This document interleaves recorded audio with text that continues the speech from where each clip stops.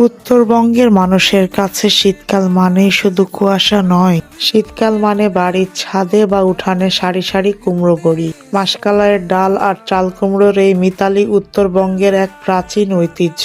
রোদে শুকানো এই বড়ির স্বাদ অন্য সব জায়গার চেয়ে একদম আলাদা।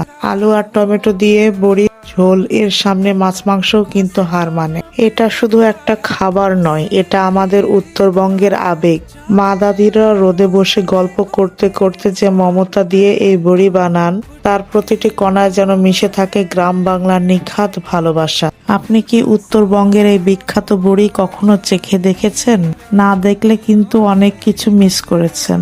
আসলে উত্তরবঙ্গের এই বড়ি শুধু খাবারের স্বাদ বাড়ায় না, এটা আমাদের শৈশবের স্মৃতি মনে করিয়ে দেয়। যারা একবার এই বড়ি খেয়েছেন তারা জানেন এর মায়া কাটানো কতটা কঠিন। বড়ি আপনাদের কেমন লাগে কমেন্টে জানাতে ভুলবেন না কিন্তু।